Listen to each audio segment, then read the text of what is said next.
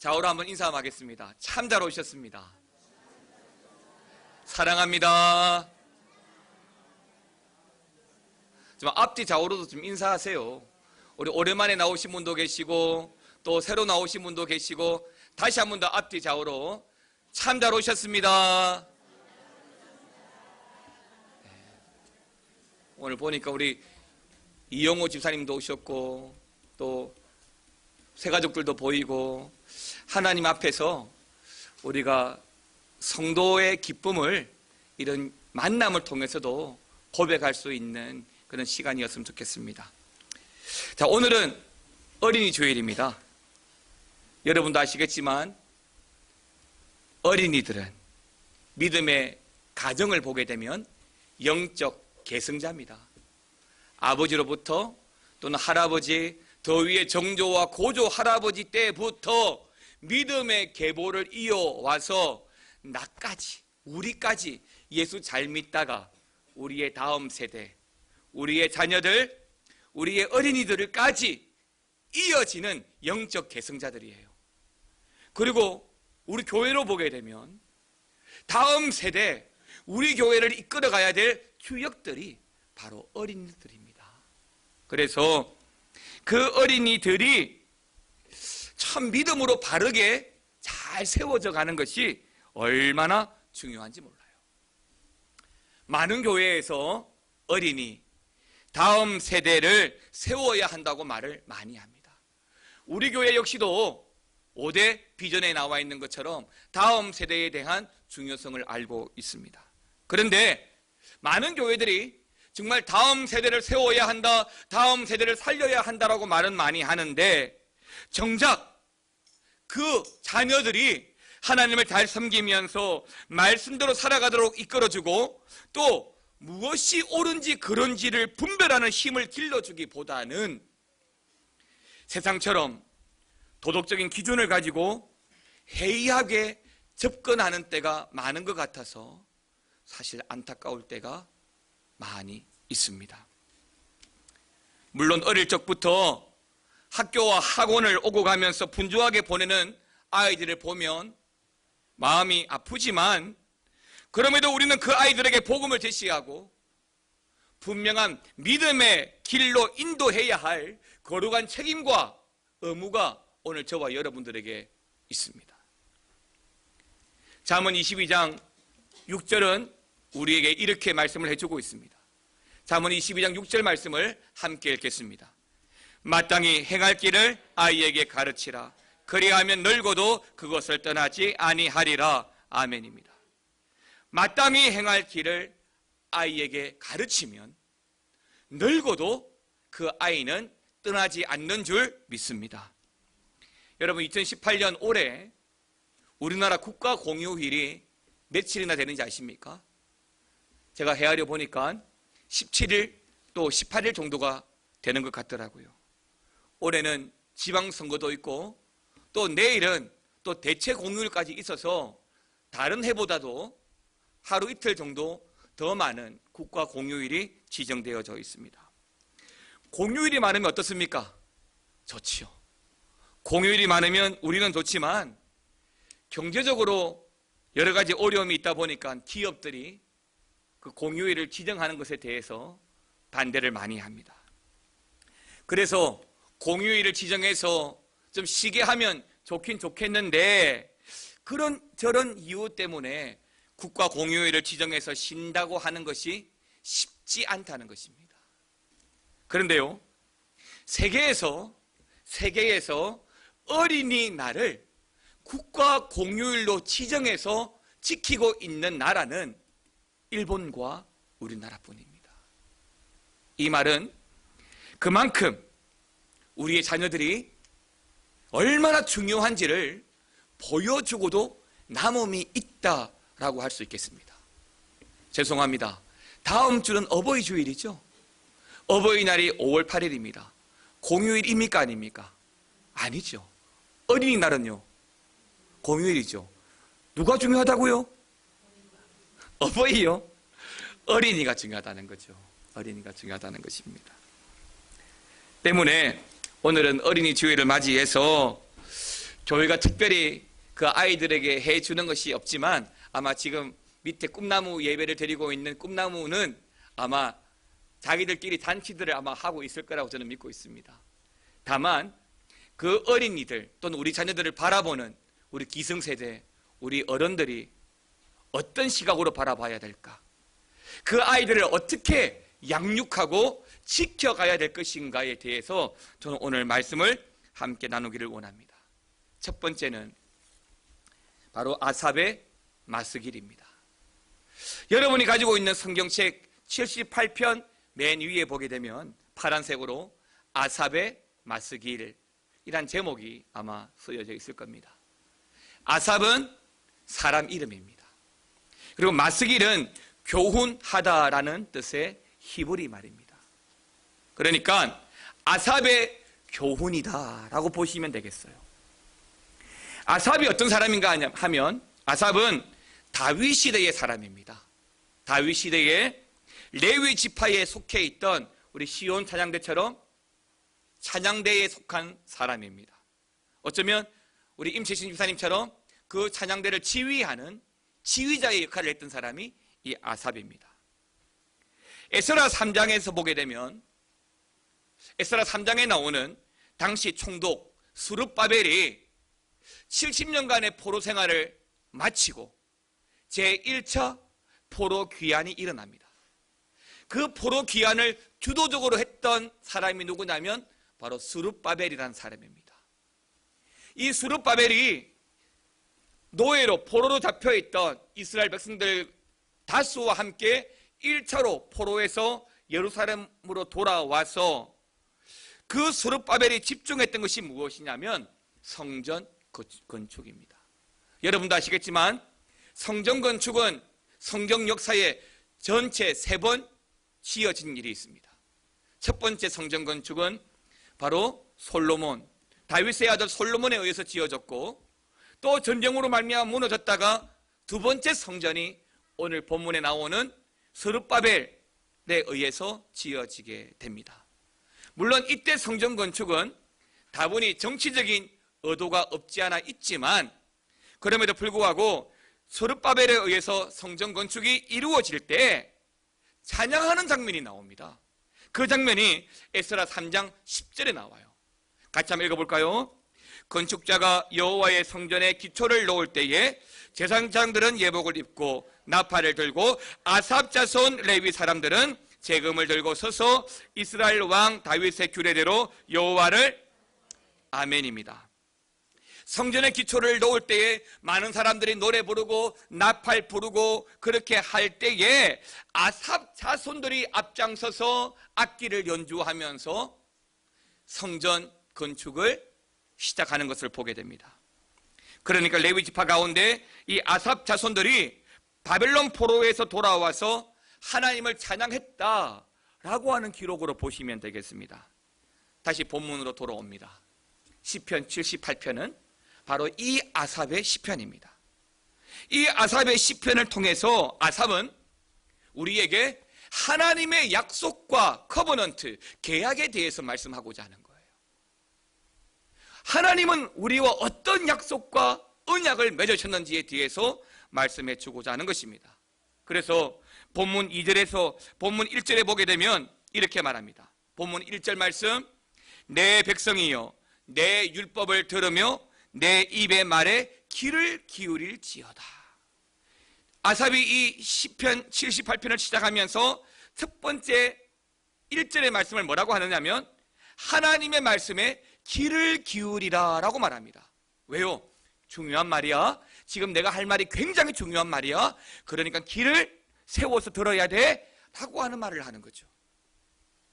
그러면서 2절에서는 이 비유를 통해 하나님의 구원에 대한 비밀을 말씀을 하고요.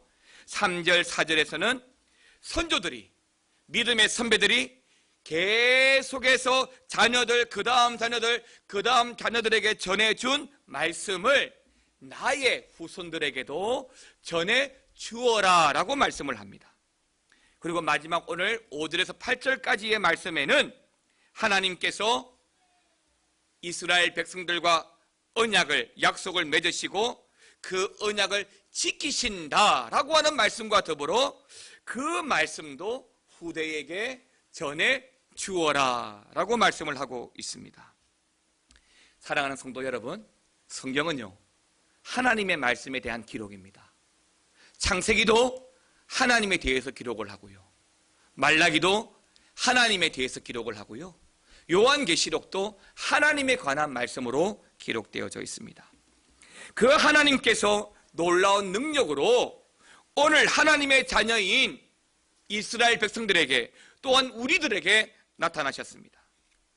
아삽이 하나님을 찬양하고 또 나라가 전쟁에 져서 나라를 잃었음에도 불구하고 아삽의 자손들이 계속해서 하나님을 찬양했던 것처럼 오늘 예수 믿고 살아가는 우리 성도들도 하나님의 약속을 믿고 계속해서 하나님을 찬양하고 예수 잘 믿는 그런 신앙생활을 잘할 뿐만 아니라 우리 자녀들에게, 우리 어린이들에게도 하나님을 찬양해야 할 이유와 또 신앙을 개성할 수 있도록 잘 가르쳐야 한다라고 하는 것을 말씀하고 있습니다.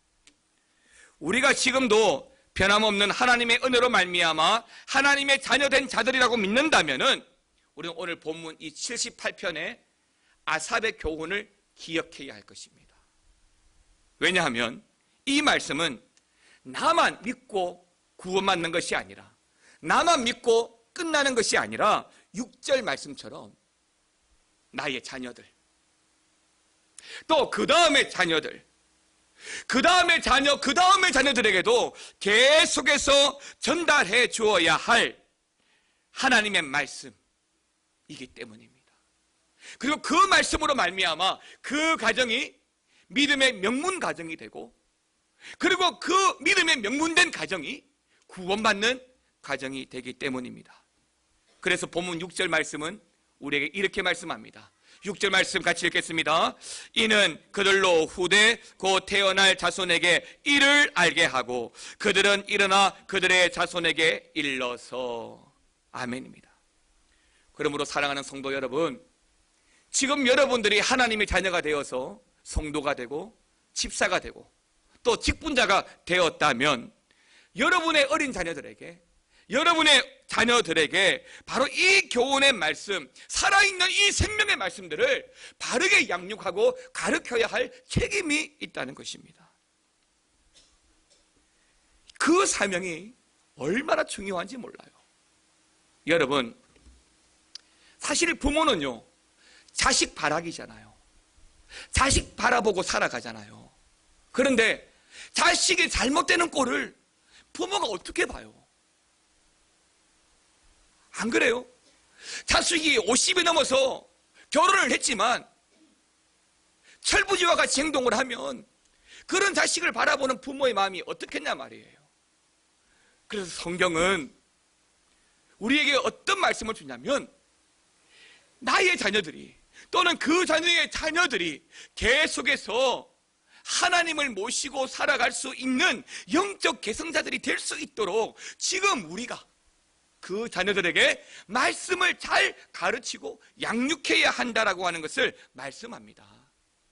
여러분 가정에서 교육이 굉장히 중요해요.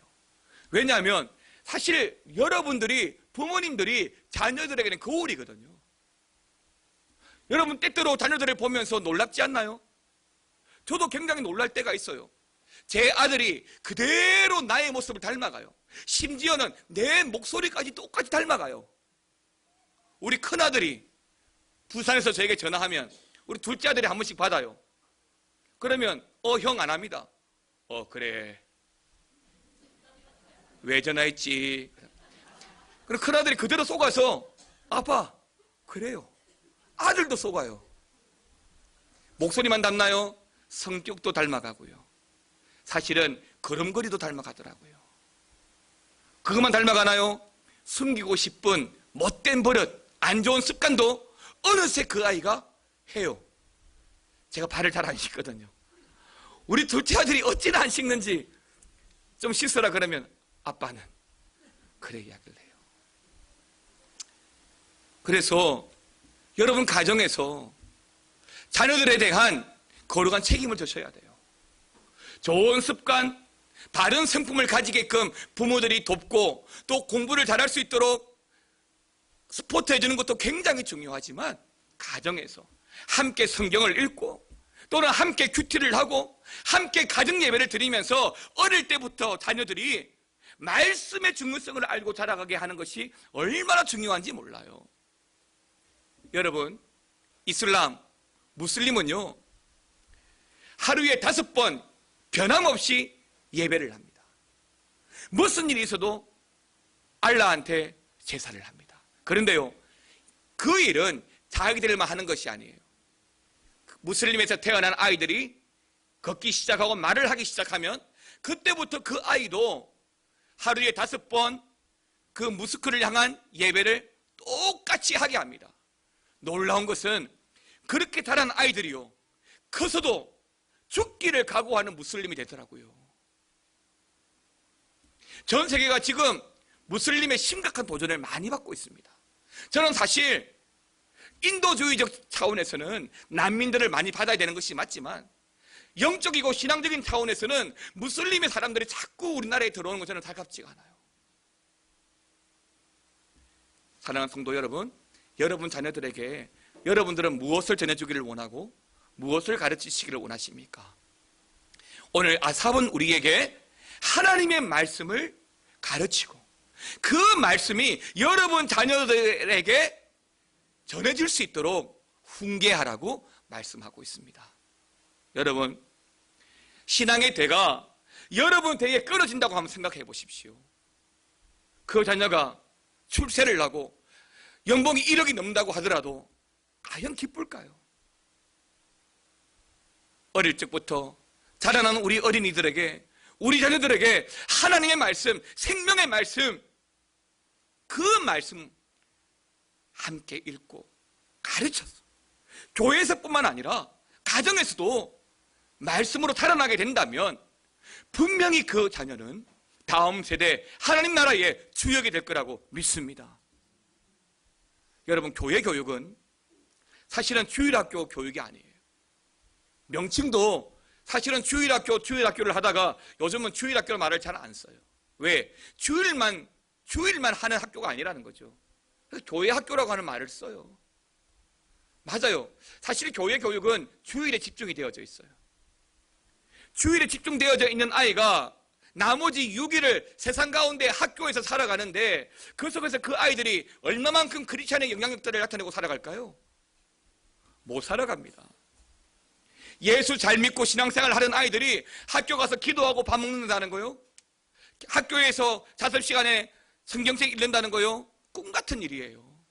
왜요? 왕따 될까봐, 친구들이 뭐라고 할까봐 못해요. 그런데 여러분, 정말 우리 아이들이 이 말씀의 중요성을 알고 자라면, 죄송합니다, 목에 칼이 들어와도 말씀 붙들지 않겠어요? 아삽의 교훈이 그겁니다. 두 번째, 그러면 자녀들에게 왜 하나님의 말씀을 가르쳐야 할까요? 그 이유가 뭘까요? 아삽은 5절에서 이렇게 말합니다. 5절 말씀 같이 읽겠습니다. 여호와께서 증거를 야곱에게 세우시며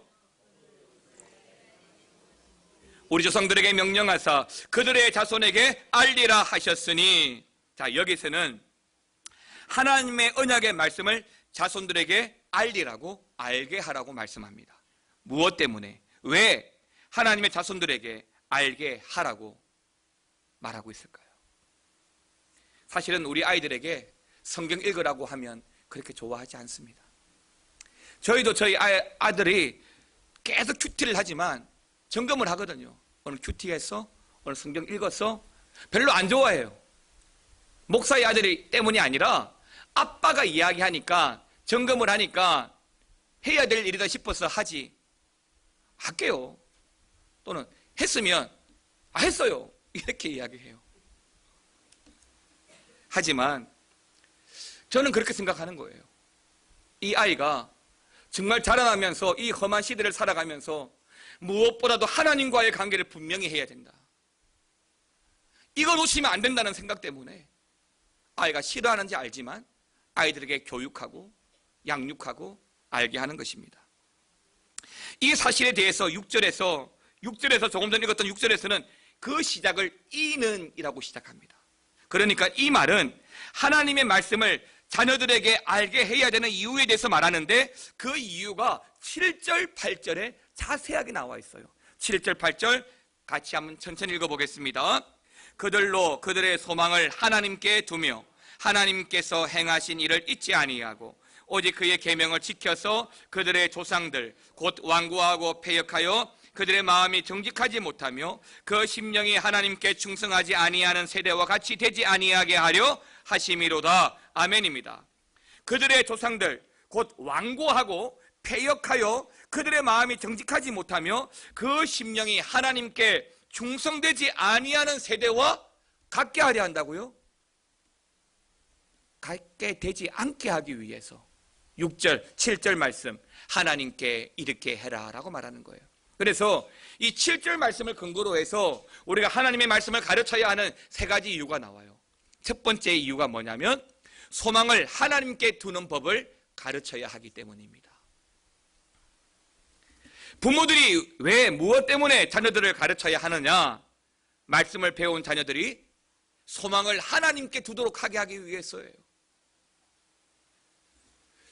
여러분, 제가 초등학교 다닐 때는 국민학교였습니다. 아마 여러분들도 그러셨을 겁니다. 국민학교를 다녔습니다. 제가 국민학교를 다닐 때 수업 중에 도덕이라는 수업이 있었습니다. 제가 우리 김영숙 권사님께 여쭤봤더니 요즘도 있습니까? 라고 물어보니 요즘은 바른생활이라는 과목이 있다고 합니다. 교과 내용은 똑같습니까? 물어보니 똑같다고 합니다. 그런데 달라요. 제가 어릴 때 30년 전에 초등학교 다닐 때 도덕의 기준과 30년이 지난 2018년에 바른생활의 기준은 다릅니다. 세상의 기준은 시대와 환경에 따라서 달라집니다. 세상의 법도 시대와 환경에 따라서 자꾸만 바뀌어집니다. 그런데요, 하나님의 말씀은 시대가 달라지고 환경이 달라져도 바뀌어지지 않습니다. 때문에 성경이 말씀하기를 진리가 너희를 자유케 하리라고 말씀하시는 것은 변하지 않는 그 말씀이 진리가 되기 때문에 그 진리의 말씀에 소망을 두고 살아가게 될 때 우리 또한 변하지 않고 하나님의 도우심과 은혜를 경험하게 되는 줄 믿기 때문인 것입니다.